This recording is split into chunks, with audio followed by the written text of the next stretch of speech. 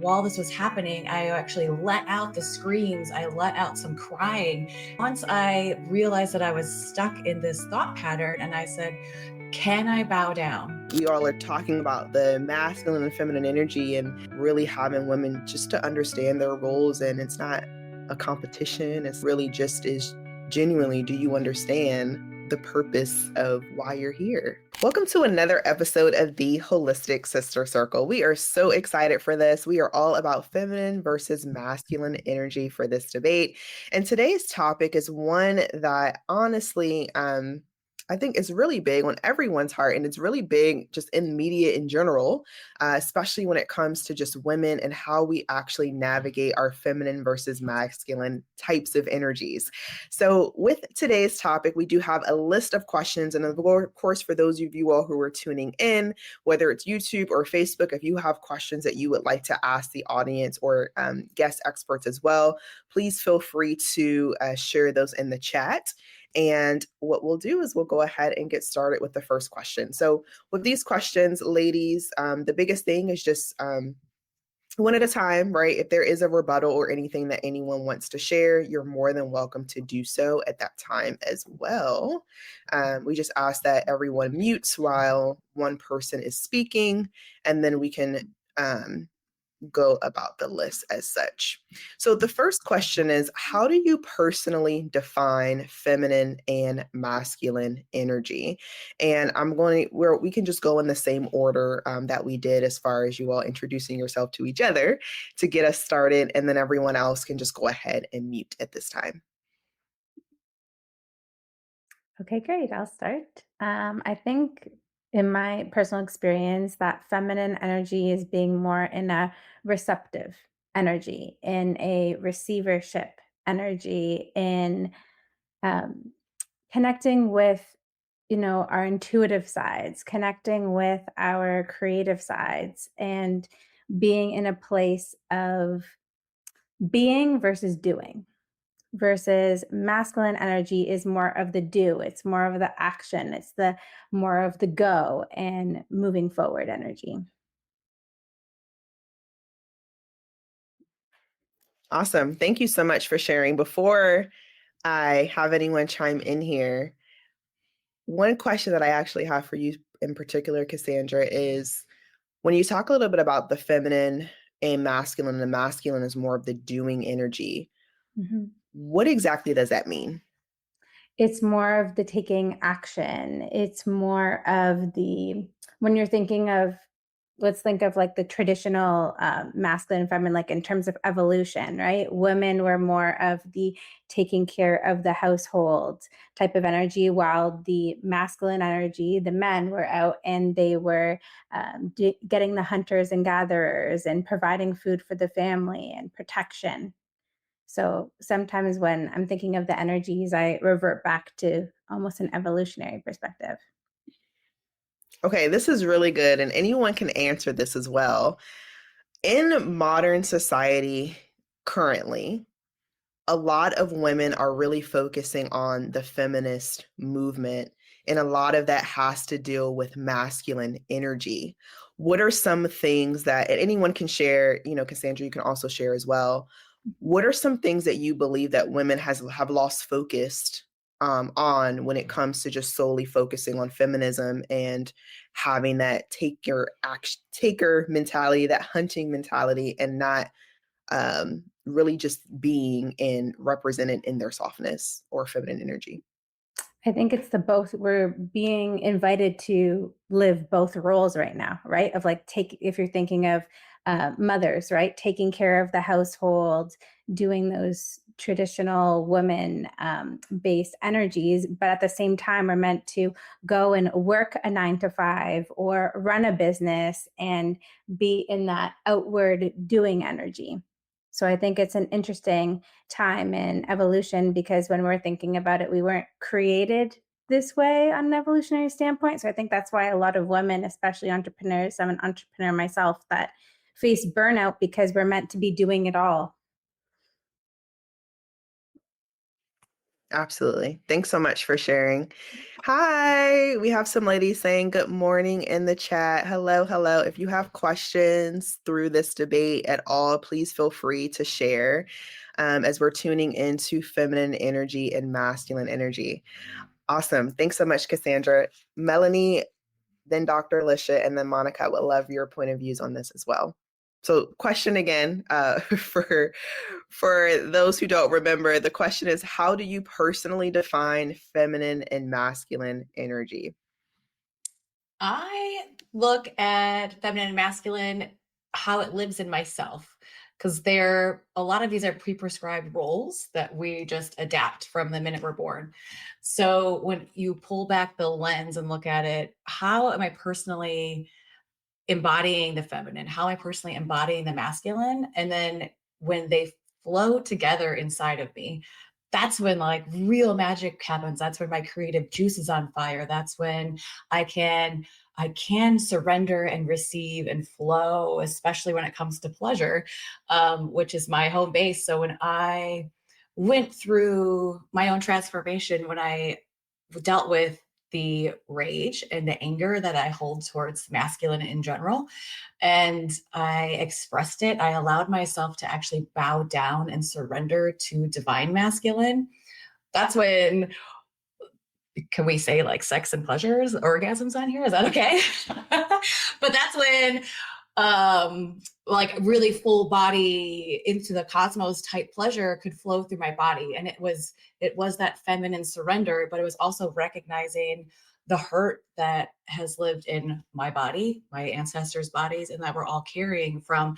And I really want to be specific around toxic masculinity, because masculine doesn't have to be bad at all, but when it's put on with that patriarchal lens, it can get really toxic really fast. And that's where I know personally I held a lot of rage, anger, and not wanting to surrender, not wanting to bow down.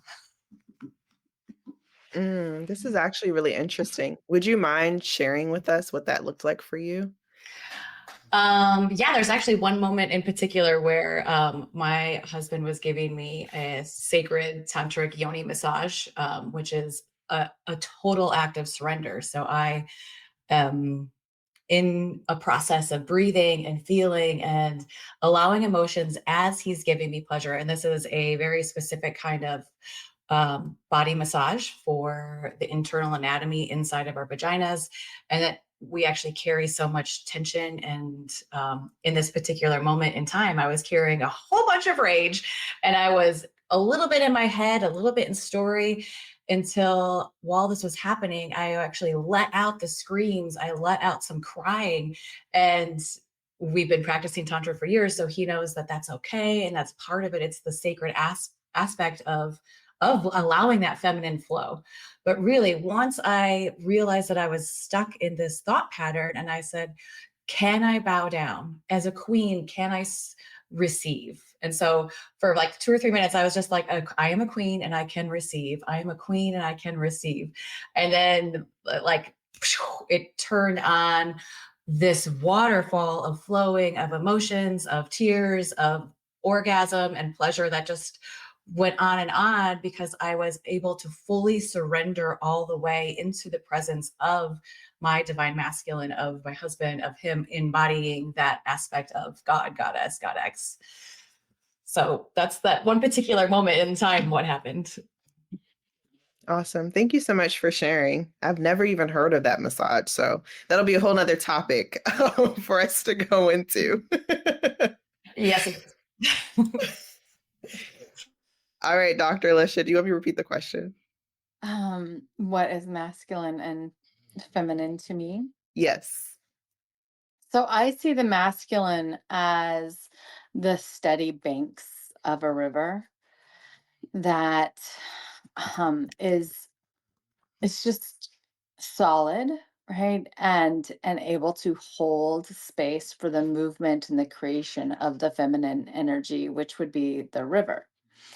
And it's also the outlet, right? We have the grounding outlet, and then we have the actual energy moving. I see the feminine is the actual energy moving, and the grounding cord as that masculine. I think as a society, the gender roles of male and female um, can go with that, but we all have a makeup. And Reclaim Intimacy, I give us like quiz that basically helps people realize like, what is your makeup, right?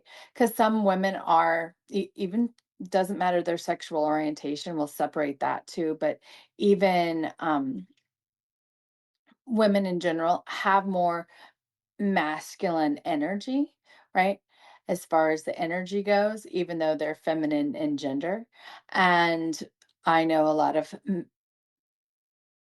feminine males who are male in gender that when they pair up with their partners and they find like that perfect 30-70 match, right? That perfect 100, because it's not always 50-50, then their households work better. Their sex lives work better. Their ability to hold one another works better. And there's not a too much or not enough masculine or feminine, I don't think. And I think that if you are gendered as a female, there's this misconception that you're supposed to be in your feminine. And for many of us, I think that's I think that's true. I think that's where we thrive. But I think it's a very unique um personal journey that has a lot of layers that we can go into. And same for masculine. So yeah, so that's how I think of the masculine and feminine, much the same as both probably everybody here, but definitely two of you that just talked. Yeah. Awesome. Thanks, Dr. Alicia. Monica. Yeah, I love the visual of the river. I think that's really beautiful and a good way to look at it. I tend to think of masculine energy just about direction, purpose, and structure.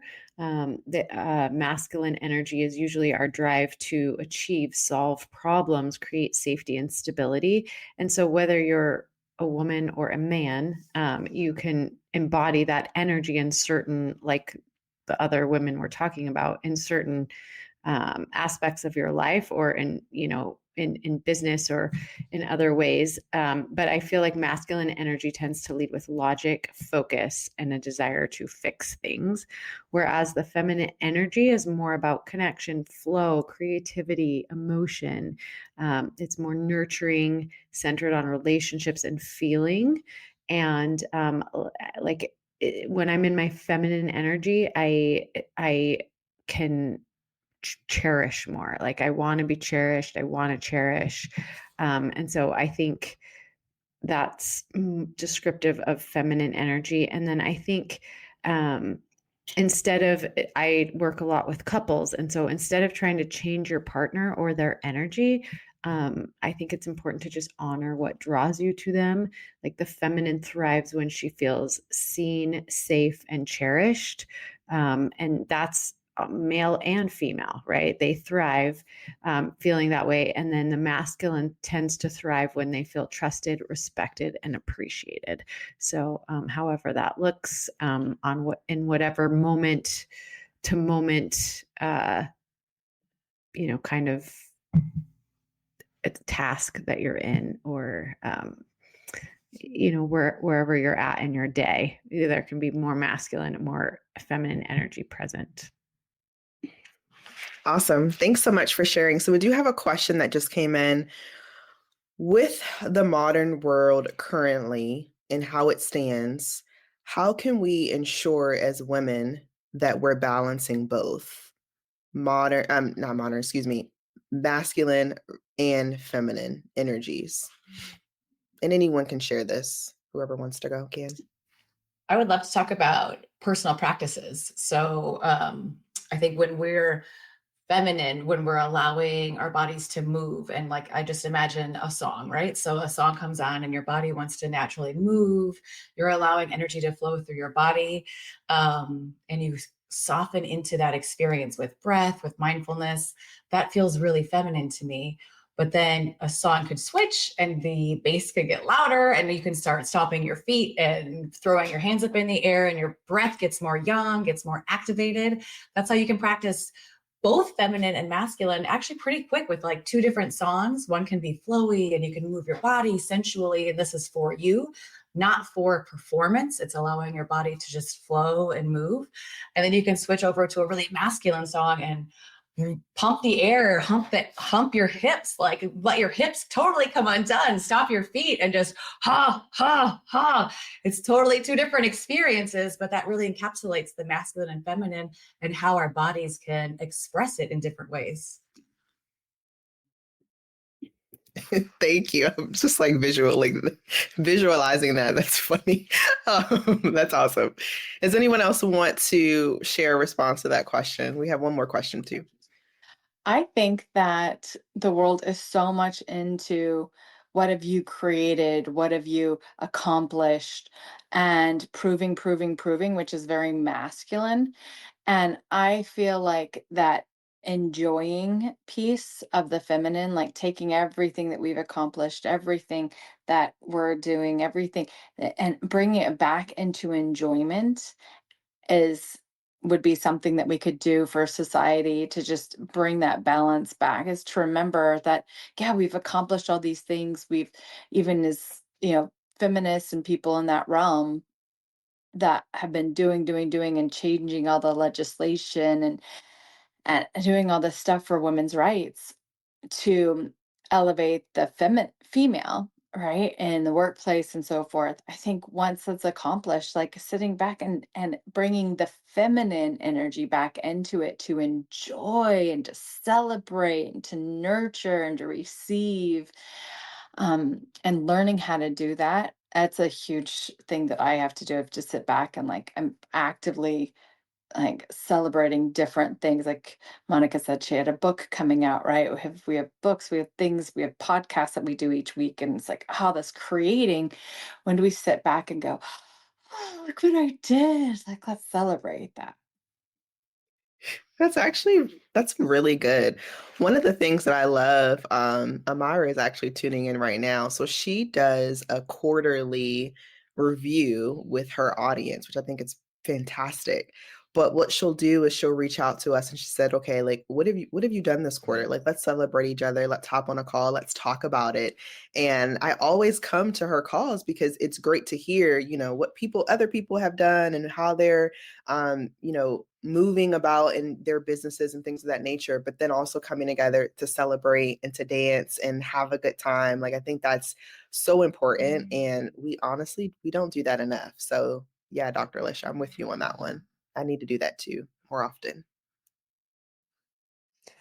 I've been thinking a lot about the holidays coming up and like how to help couples get through the holidays without, just being miserable, like in the hustle and bustle. And I think one of the things my husband and I do really well before the busy season starts is we sit down and we kind of set intentions and we talk about what are our goals that we can help support each other. And then how are we going to create time and space to feel peace and have fun together. And I think that's a really good, even just sitting down in that little powwow that we have is a great blending of the feminine and the masculine, because there is so much to do during the holidays. There is, places to go and things to prepare and, traditions to keep. But there is also this beautiful ability to just appreciate and to love and to connect with the people around us. And so I think it's really cool when you can appreciate so much of the masculine and the feminine working together to create just a really great experience for everybody, which is why I think marriage is so important in all of its forms. But when you can really incorporate the masculine and the feminine together is, I think, a really beautiful space. Yeah, that's so true. And I do believe that a lot of women, especially right now, we've essentially forgot our roles and really understanding what our roles are and how we can connect with each other. How do we connect with men? What does this look like for us? I do believe, even from an elder perspective, moms and grandparents aren't necessarily how they once were. There was a time where, when my grandmother was alive, she was very straightforward about, this is what you need to do, this is what you don't need to do. And you see things online now where it's like the moms are trying to compete with the daughters. And I was at the airport on Saturday, and the guy that was sitting next to me was telling me that him and his wife divorced, and she was essentially jealous of his relationship with his daughters. So it's just very interesting as we all are talking about the masculine and feminine energy, and how it really trickles down in the household, and really having women just to understand their roles. And it's not a competition. It's not, one loves you more than the other. It really just is genuinely, do you understand the purpose of why you're here? So that's awesome. Thank you. We have one other question that just came in. In your experience, what types of businesses have thrived with more feminine energy? What business thrive with more masculine energy? And anyone can share. I love that question.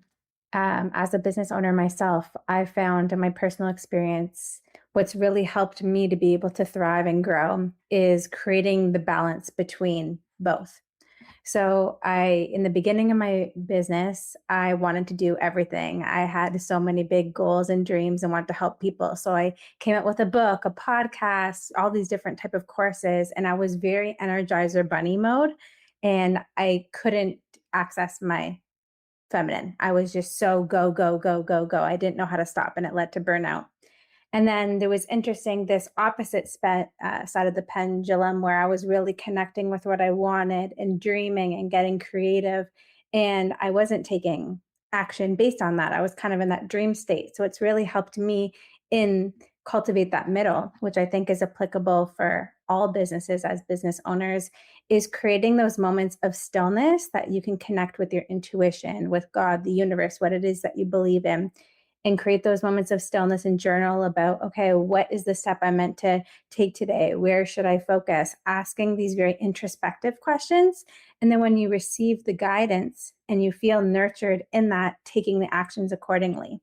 So I've worked with a wide array of different types of business owners, and I found them applying that type of process of tuning into your feminine energy first to be in a receptive being state, and then taking action accordingly has really helped them grow.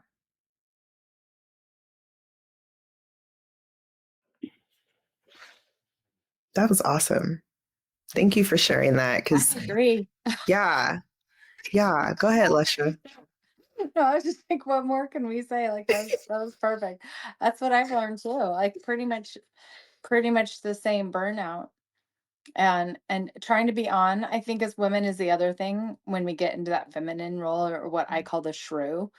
I call the macho man macho, or the not so great masculine, and the not so great feminine, the shrew. And when we get in that shrew mode, we're trying to help everybody and be everything for everybody and like be all over the place, right? And so watching for that feminine imbalance too, that also can look a lot like masculinity, I think, for the feminine, but it's in more of a like a, where the masculine, I think, is like, I'm right, because they're very, it's thoughts. It's very, I think of the masculine as far as our physical body goes, is more mental, and the feminine more emotional. It's when the emotional body is like doing all the thinking, and but I have to be there for them, and I have to do that. And I used to have my trauma clients, and I was just on Voxer with them 24 hours a day, 7 days a week, until I was so burned out. I'm like, I cannot listen to any more abuse stories or flashbacks. I can't do it anymore. Like, right. And so that was me being in that shrew energy of, I'm gonna love on everyone. I'm gonna be there for everybody. And I had to learn the hard way too. And that got me into burnout.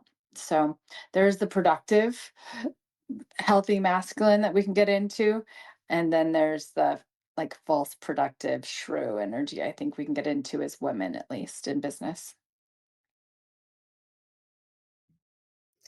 I feel like that this has a lot of practical application in different businesses, because I think I think the original question was what businesses lend themselves more to the feminine versus the masculine.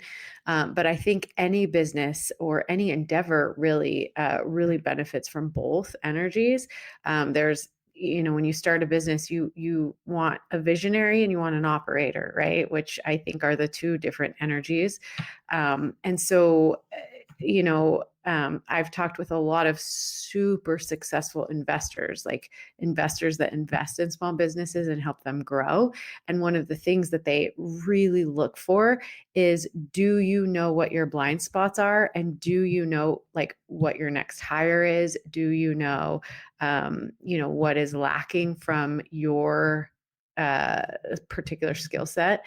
And so I think when you have the blend of both, any business or any endeavor that you're going to get into is going to be more successful. It's like, do you know where you spend most of your time? Do you know where your weaknesses and blind spots are? Do you have somebody in place who makes up for that lack? And vice versa, like your strengths as well. So I do think anytime if you're thinking about starting a business, I would definitely think about, who do I want? Like, what are my strengths? Where do I spend the most time?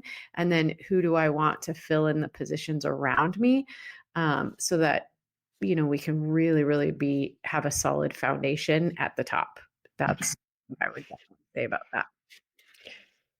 I love that. One of the things that I would love to add to that too is just making sure that you've essentially had an opportunity to test out the roles that you want someone to now be a part of. Because one of the things that I have had to learn the hard way as well is, to Cassandra's point, you're doing all these things, especially when you first start out in your business. And the end of the day, your goal is to have a business that's sustainable and that can continue to build and operate without you physically always having to be on or be there. And sometimes because we're always in the mode of doing, we don't realize that, oh gosh, like now my business is at a point where I don't have to just be on all the time. And now I'm just secretly finding other things to just randomly go do just so I can make more work for myself that doesn't matter. So I think it's important too that take these things into consideration, of course, but also really make sure that whoever you're hiring for these roles, they do understand exactly what it is that the business needs, what it wants, and be open to their ideas as well, because you were only able to get yourself so far. And now that you are incorporating all these other people, the goal is for them to help you get to an entirely new level, which has been super helpful for me, because I know in my situation, for example, I know that I specifically want to just focus my time and attention on just creating content and having conversations. Like that's all that I want to do. But when I first started, I could not just do that. I had to do every little thing. And then once I was able to, have the finances, then I could actually go out and hire people for particular roles. And, now it's like this beautiful synergy that we can all come together and kind of that's why I call it podcast playground, because we literally have this playground of fun, and we have these parameters of where we can go within the playground. So that's awesome. Thanks so much for sharing. Let's see if we have some other questions. Okay, somebody said you are all very beautiful. Thank you. It's very nice. Very nice. Okay, awesome. So next question that I have for us, looking at sake of time as well. So we'll have two more questions for this one. The first one is, in what ways can embracing both create stronger relationships, self-awareness, and inner peace? This is such a great question. And when you all are answering this question too, I would just love for you to share from your own personal experiences, especially for the ladies and gentlemen, of course, who are listening, who would love to just really understand some things that they could do in their own lives to help with this. So I'm gonna ask the question one more time. In what ways can embracing both create stronger relationships, self-awareness, and inner peace?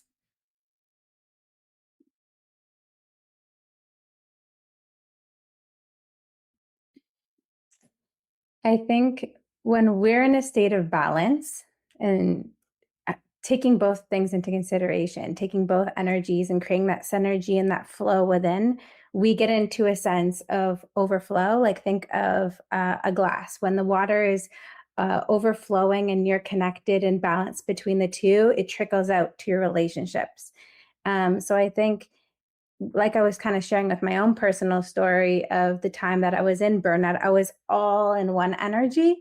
And as much as it was an outward journey and I was having outward success, inside of me, there was a little bit of chaos and an unregulated nervous system and everything happening within me. So I think the more that we get into a sense of balance, we're connected, we're grounded, we're at peace, we're in overflow, and then it just trickles out to everyone else, whether it's your clients, whether it's your family, your romantic relationships. So I think the more that you create that inward synergy, the more that it cascades outward to everything else.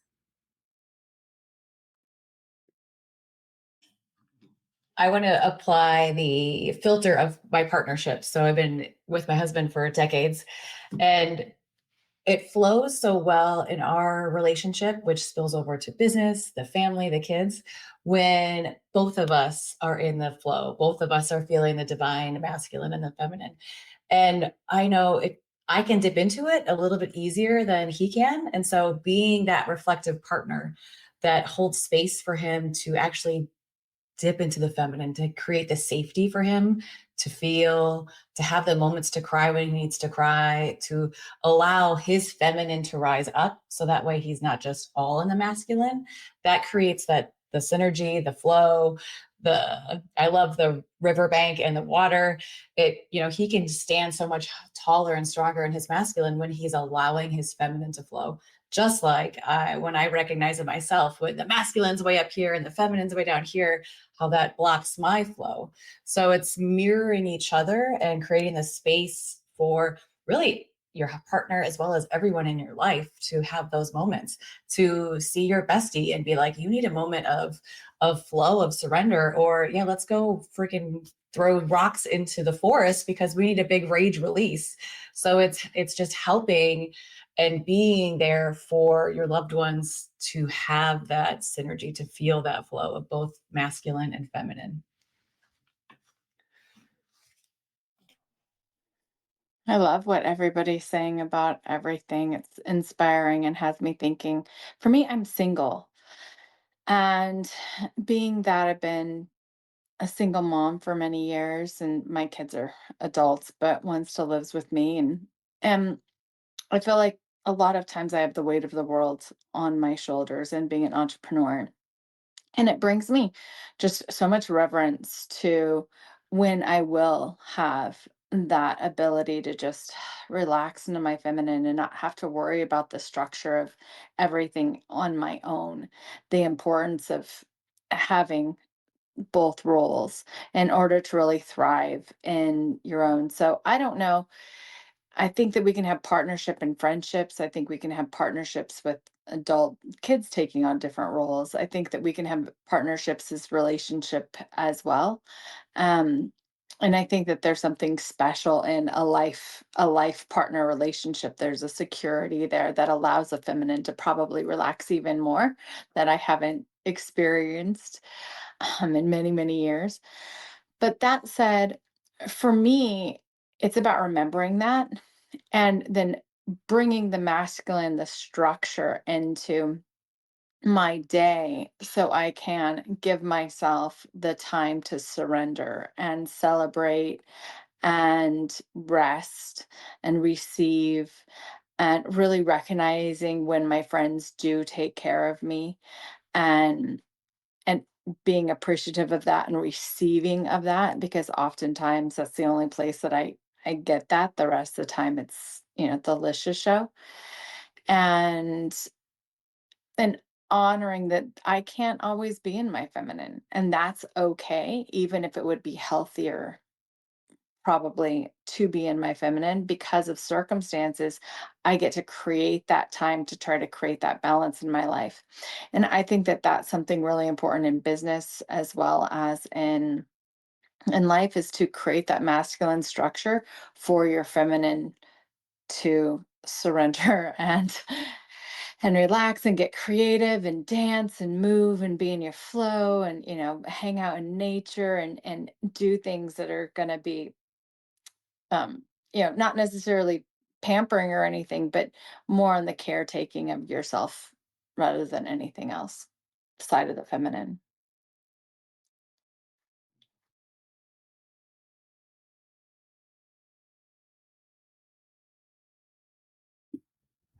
Monica, did you have something you wanted to add? If not, it's okay.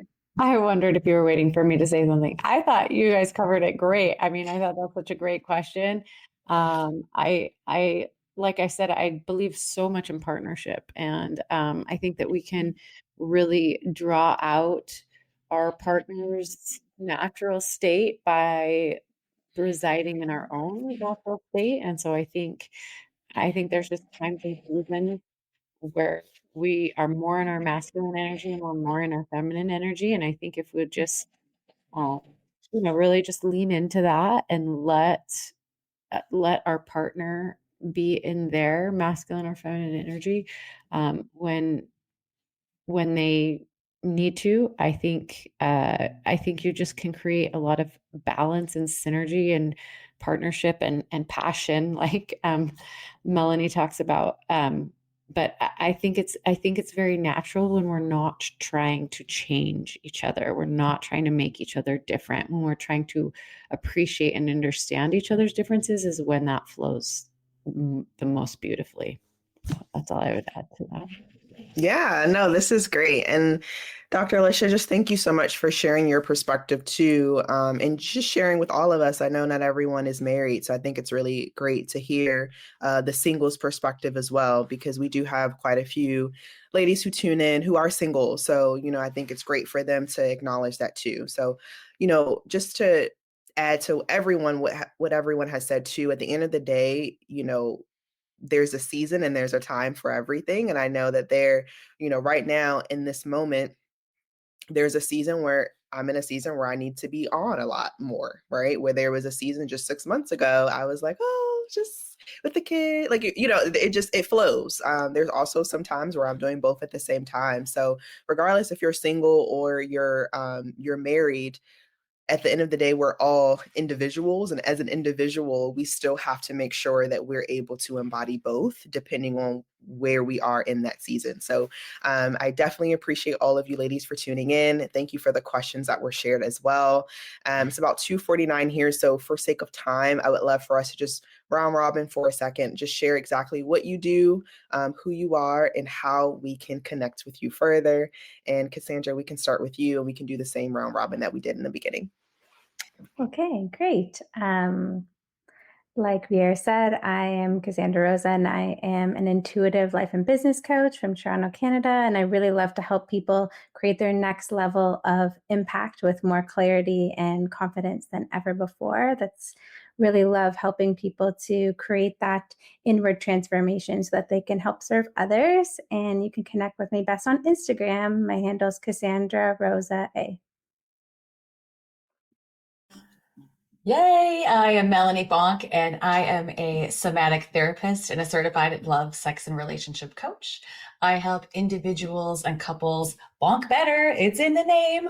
I do that with somatic work. So it's not so much talk therapy as it is connecting with our body, feeling where the trauma, where conditioning, where imprints are made on our bodies, on our sexuality, on our love, which it happens to all of us, regardless of how we were raised. And we befriend that and create the energy where we get to repurpose that energy for pleasure, for love, for deeper intimacy, and ultimately safety in the body. You can reach me on Instagram as well at Bonk Better. And I'm so excited to connect. Hello, everybody. Thanks for listening. So my name is Dr. Lisha Antica. I studied transpersonal psychology, and my focus was on helping people heal from the effects of sexual abuse, whether it's childhood sexual abuse, trafficking, to relationship abuse, and or a single incident.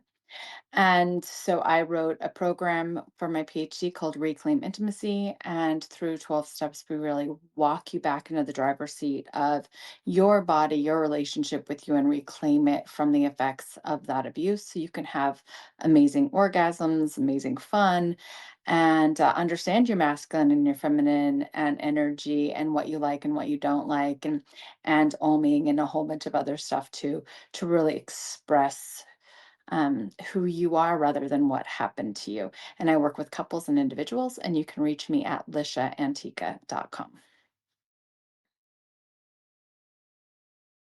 My name is Monica Tanner. I've been married for 23 years. I have 4 children. I work with couples. I'm certified relational life therapy and sex therapy.